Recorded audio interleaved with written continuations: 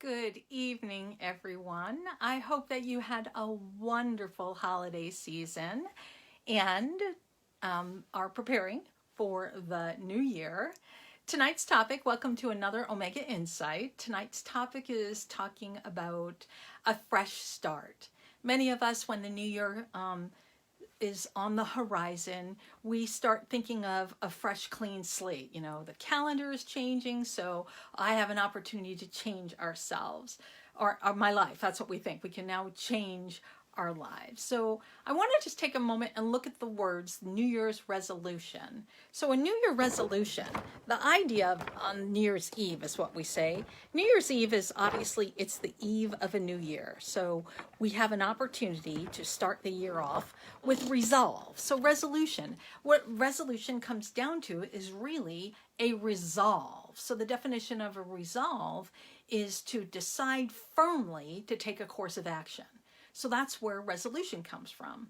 Now, there's three typical types of resolutions that we have. We either want to continue on with a good practice, we want to change undesirable habits or behaviors, and the third one is we want to accomplish a personal goal. All of these are the intention to improve our lives.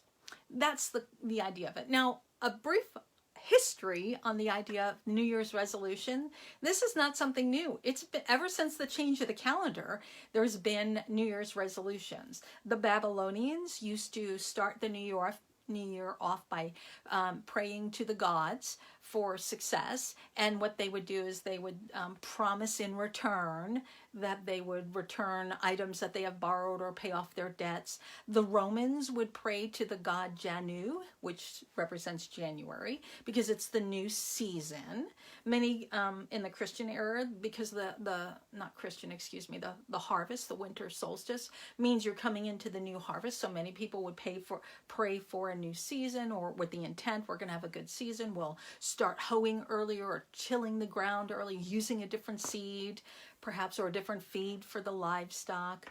In the medieval times, the knights would take, and I believe it's called the peacock vow, where they would just recommit to their commitment of chivalry. So the New Year's resolutions is not something new. Now, unfortunately, what is new is the statistics of people completing their New Year's resolution. As the years have gone on, people start making resolutions that are almost impossible to keep. They're unattainable, or perhaps maybe they have too many, and it's hard for them to keep them all going or to complete them all.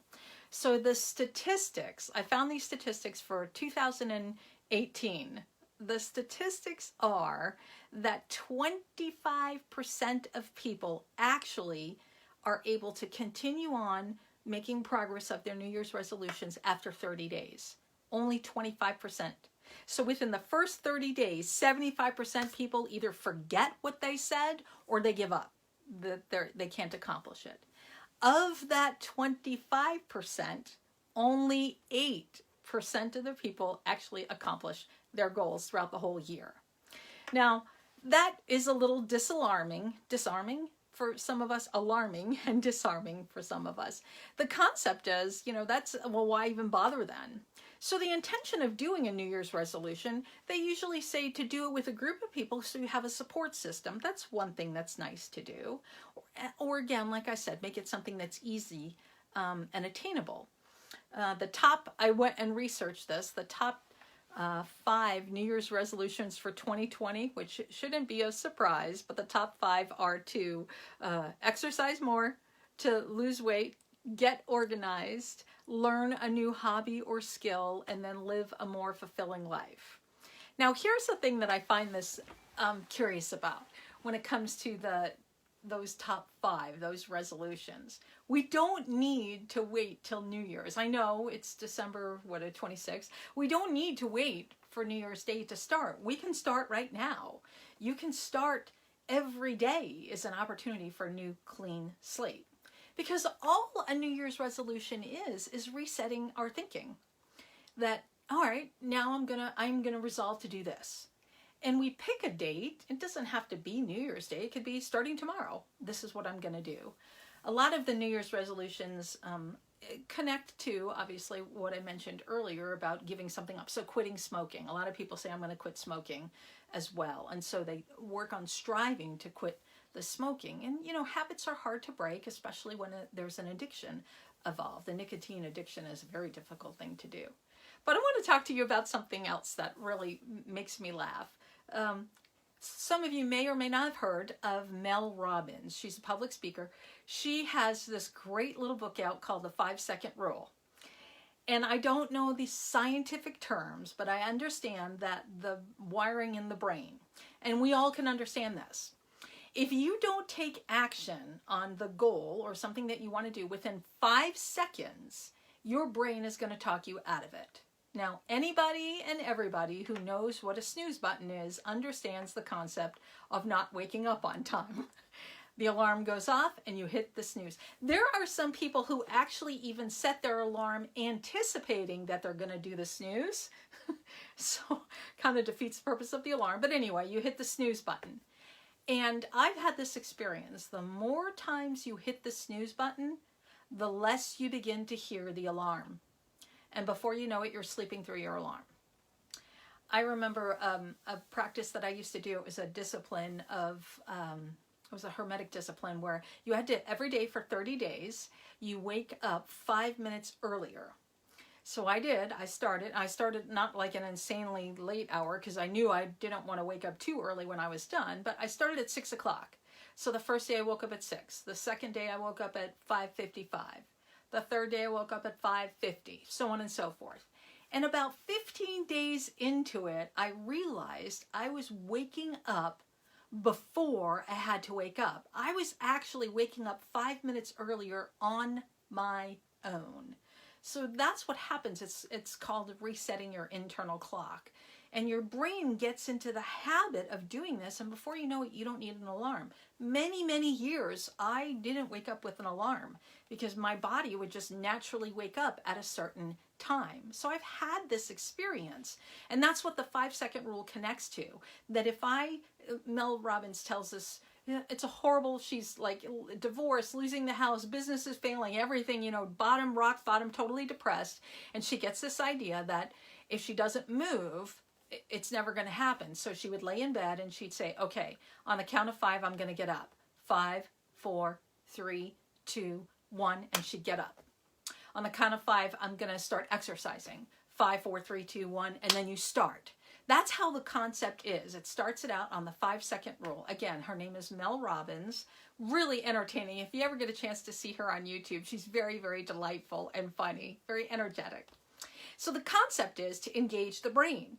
Even if you have an idea, but you're in the middle of something, within 5 seconds, write that idea down, put it down in your, like if you have a little notebook. I have a notebook that I keep all my little ideas in. Just write it down and then put your attention back on what you're doing, because you don't want to miss that inspiration. And eventually you want to be able to train yourself. This is why meditation is really good, because when we come out of meditation, some of us have really good inspirations.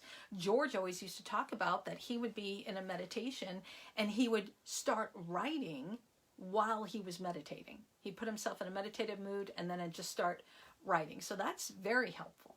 But then getting back to the idea of our New Year's resolutions, we don't have to wait for New Year's. Any day we can start. As I said, it's all in the mind. Now here's another funny thing. I'm big on Sundays. Sunday's like the beginning of the week. So I'm going to start a diet on Sunday. That's when I'm going to start. And then what I end up doing for the entire week is eat every single thing that I can eat. Any sugar, ice cream, whatever I want, because I know I can't have it anymore. So stuff it in my, yeah, that kind of defeats the purpose. Or, you know, I'll do something like, well, I'll stop eating sugar except for coffee creamer. I'll still have coffee creamer in my coffee, but no more sugar on anything else. And then I end up having 3 large cups of coffee throughout the day to get my sugar intake. So we can't really cheat on our goals. We have to be committed. We need resolve. So remember, resolve is to decide firmly on a course of action. So when we have a resolve, it's important that we follow through on that resolve. In my business, many people in the business probably know this, SMART goals. SMART goals are simple, easy, attainable goals that we can do. SMART is an acronym. It stands for specific, measurable, action, an action item, realistic, and involves time. So a SMART goal helps us achieve goals at a smaller rate instead of this large, for example, the thing I said, people want to lose weight. Well, that's a very large goal. I mean, that's overwhelming. There's so many different things. There's so many different diets out there right now. It'll take you a month just to figure out which one you want to do. So a SMART goal would be, instead of, let's say, exercise, you want to exercise more. Instead of just saying exercise more, you be a SMART. So specific, I'm going to go to the gym or I'm going to work out. What will I do to work out? I'll do an elliptical. And how will I do that? I will do it from 4:30 to 5:30, Monday, Wednesday, Friday. That's a SMART goal. So I'm specific, measurable, action. I'm realistic. I can, Monday, Wednesday, Friday, I can give an hour, and time-based, 1 hour. That's a SMART goal. Lose weight, same thing. You can go something as simple as, I'm going to lose 2 pounds a week until I lose 20 pounds. That's a SMART goal. Or you could say, I'm going to eat a salad a day. So I'm going to add a salad a day. Or I'm going to remove 1 carb a day, so that you're being smart and measurable. Those are the things that we want. And that's attainable. It's very easy to be able to look and say, hey, I'll just stop eating bread today. That would be hard for me, but yes, that's something that you can do. It's an actionable item. Those are what we're looking for. Organized. People who want to be organized. I know I'm an organized person, so it's easy for me, but one of the things I help people with organization is, don't look at the whole room because you're going to be overwhelmed. One little part. Today, let's work on the desk.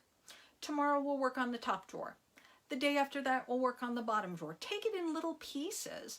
So what you could say is, one thing I usually tell a lot of my clients, at the end of every day, give yourself 5 to 10 minutes to clean up your desk.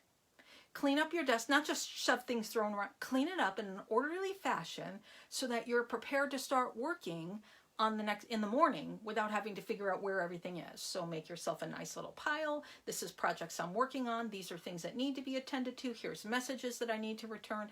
Get yourself organized 10 minutes tops before you leave. So at 4:50, if you leave at 5 o'clock, at 4:50, start cleaning up your desk. That means you have to start monitoring and maintaining and measuring how you're going to spend your time during the day, so that when you get to the end of the day, you'll be able to do that. Practicing in like a new hobby, people who want to start a new hobby, that's very easy. So again, a SMART goal, measurable, specific. A new hobby, let's say you want to learn the guitar. There's something specific, measurable. We're going to do this 1 hour, that's your time, a day, Tuesdays and Thursdays. Since Monday, Wednesday, Friday, we said we're going to work out. Let's do Tuesdays and Thursdays for an hour. That's measurable. That's a time it's taking action. I'm going to work on, or I'm going to practice the guitar. So again, implementing a SMART goal is a very easy way for us to start having resolve, and do them small. Don't huge out of your reach where you're going to feel like you're going to fail if you don't achieve it. What we want to do is be able to have attainable goals and give us a resolve. In one of the topics I did a while ago, we talked about habits and creating habits, and it takes 30 days to create a habit. That's typically what they say. It takes 30 days. And what you have to do is, when you've got to develop your willpower. Willpower is what gets you going. Willpower is, you've got to jump far enough into it that you have to go. So willpower, you jump far enough into it that you're going to reach past the break. Because you know when you start something, maybe I'll do it tomorrow. Oh, I don't really feel it. But you've really got to start yourself going far enough that you don't give yourself the option not to do it. That's why I love Mel Robbins' 5-second rule. Count yourself down from 5 seconds. I'm going to get out of bed without hitting the snooze. 5, 4, 3, 2, 1. And then when you hit 1, you get up and move. I love that rule. It's one of my favorite things that I've learned in the recent years, is that 5-second rule. Do I use it every day? Half the time I forget about the 5-second rule. But I know this is even for people who struggle with meditating. I'm going to give myself 30 minutes to meditate. 5, 4, 3, 2, 1. Get up and go and sit and meditate. And even if you're not getting it, just sitting in that, making the motion and sitting there and getting yourself prepared to it, if you do that every day, before you know it, meditation becomes very easy to do. I know I've shared with you before that I have a meditation room that I go into, and it's almost like when I step into that room, my body recognizes where I am, my mind recognizes where I am, sit down, and I can begin to meditate. Now, of course, I've been doing it for years, so it's a little bit easier for me. The idea, again, when we get back to our New Year's resolutions, it doesn't need to be on the day of New Year's. But since New Year's is this Friday or Thursday, it would be nice to be able to say, okay, here's the things I want to do. And remember to implement my SMART goals, something specific, measurable, have an action to it. It's realistic and it has time connected to it. So thank you for joining me this evening. I truly appreciate it. I look forward to seeing you next year on Friday, which will be the first year. I will do a coffee talk on Friday to check in and probably see how you did on your goals. So until then, have a wonderful rest of your week, and I will see you on Friday. Bye now.